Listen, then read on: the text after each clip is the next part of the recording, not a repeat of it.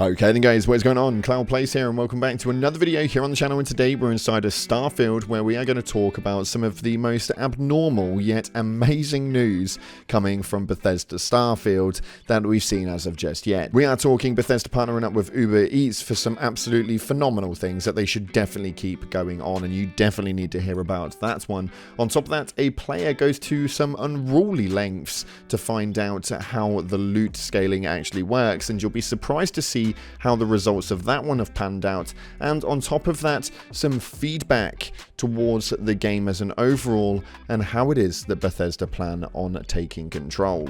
If you haven't already, smash that beautiful blue thumbs up and subscribe with post notifications turned on. It'd be greatly appreciated.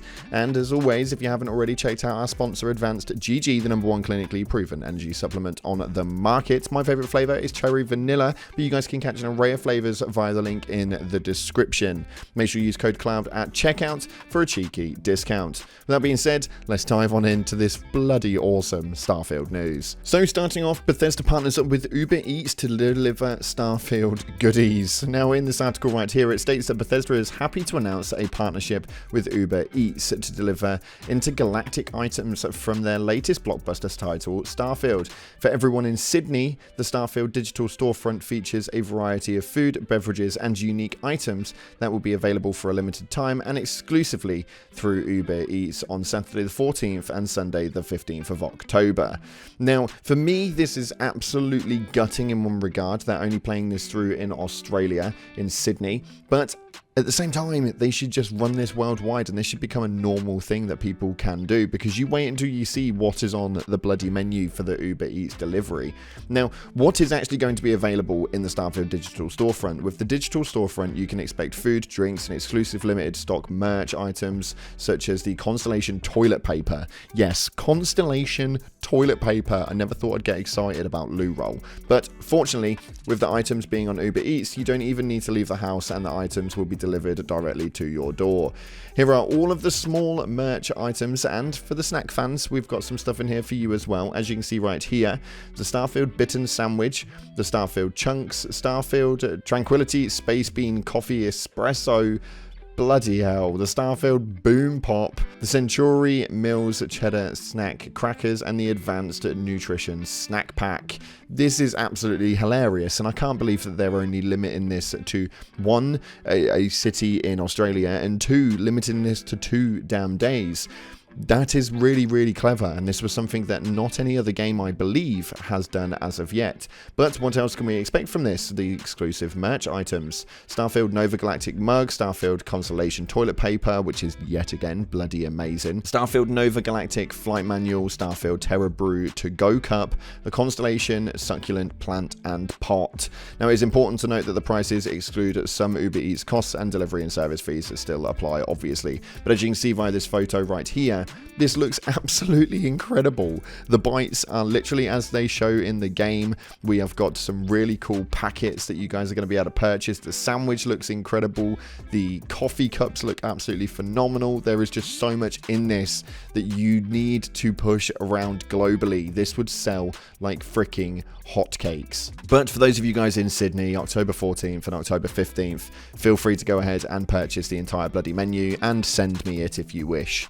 My DMs are always open in Twitter, link in the description, I'm just saying. But next up on the list today, we have a Starfield number cruncher that calls loot scaling laughable after killing the same level 98 elite 100 times in New Game Plus 2 for science. Now, a Starfield scientist has crunched the numbers to prove the truly excellent loot is extremely hard to find by murdering the same lucky level 98 NPC 100 times and recording the gear that actually dropped. Now, as you can see from this Reddit post right here, it is, well, it's quite an interesting one to say the least. Now, he goes on to state, for those unaware, an elite enemy is one of the multiple health bars. On death, they drop a guaranteed special elite item, one with modifiers that greatly, or not so greatly, improve the effectiveness effectiveness of a weapon in a certain aspect. Weapon bonuses like bonus damage while ADS causing a bleed effect, or armor ones like granting extra resistance to specific damage types.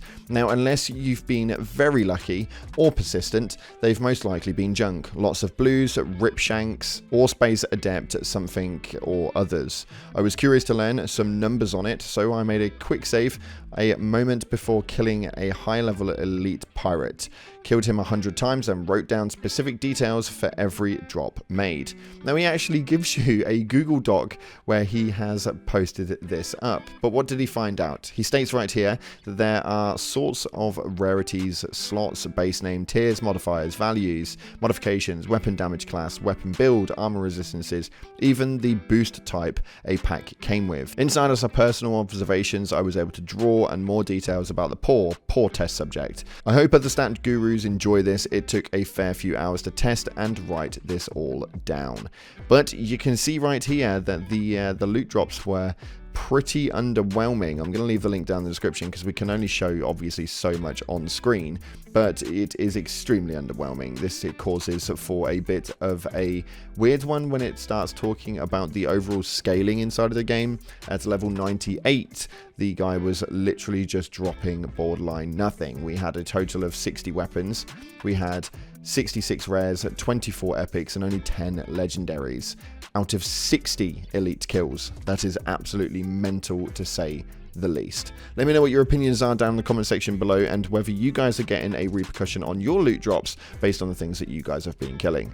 But next up, we have a Reddit post right here from Evil God Shura stating, Bethesda, please keep working on the game and take feedback. Now, this post is absolutely ginormous, so again, I'm going to leave the link down in the description and give you guys a brief overview of what it is that's going on inside of this. They go on to state at the beginning that this is feedback meant for discussion over the game and things that we want and hope for. Now, personally, I feel they could make this the greatest game that they ever have, and I'm saying that with mods counted. That is how insanely large this game is. If they really put in the time and effort to fix bugs, add more content, adjust some features, and really work with the modding community, this will be the greatest game they have ever made and one of the best casual RPG games of all time. It's already my favorite space game, hands down. Now they need to pull it over the finish line for the majority of people. They go on to state quite a lot in this, including reworked temples, revamped AI, some kind of alien taming system would be amazing. XP is absolutely atrocious. They go on to talk about a lot of other things, including like outposts and how they kind of work.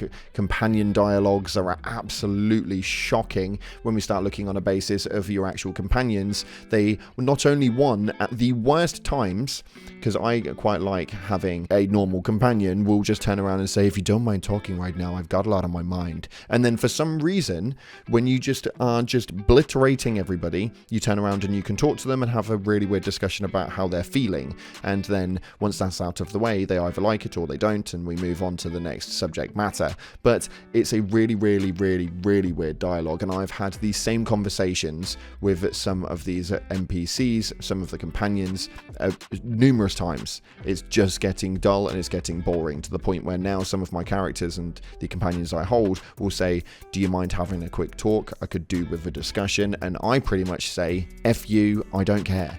I don't want to talk about that sort of crap anymore. There's not enough dialogue options when it comes to the companions, and I completely agree.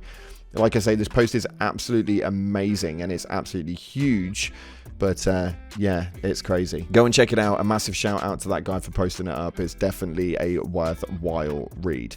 Now, with that being said, though, that's all we have got time for today. Thank you so much again for watching, guys. I appreciate all of your faces. If you haven't already, smash the beautiful blue thumbs up and subscribe with post notifications turned on. Thanks again for watching. Appreciate you all, and as always, I'll see you in the clouds.